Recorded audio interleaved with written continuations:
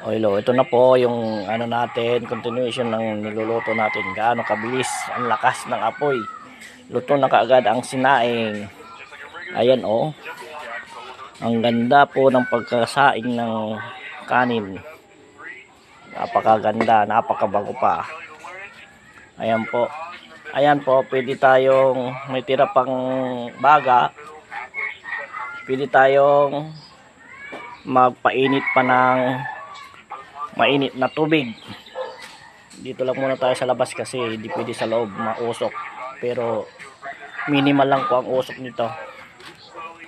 Ito po yung gamit naming uling. Ito ay inuling ng aking nanay. Yung mga pinutol na mangga inuling. Ayan po. Ayan po ang aming mga alaga. Si Hashi, tulog na tulog. Ayan o. Oh. Wala, hindi pwedeng isturbuhin.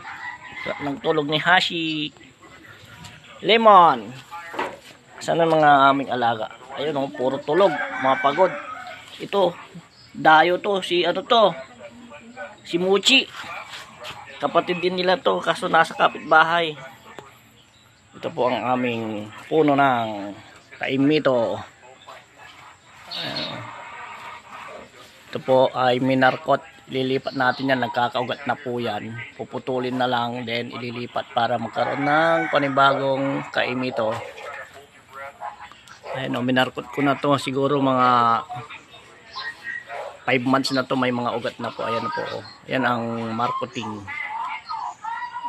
Pag mamarkot ng punong kahoy, kaimito, para malipat natin sa ibang lugar. May kaimito na ulit tayo. Hindi na magaan ng buto. Ayan. Ayan o. Yan, pwede na natin ano yung kanin natin, tanggalin, tapos papalitan natin ng kumukulong tubig.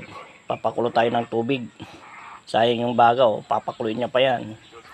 Kita nyo kanina nilagay kong baga ay uling, kunti lang yun, pero kapag sayang na makakapagpa hinit ka pa ng tubig.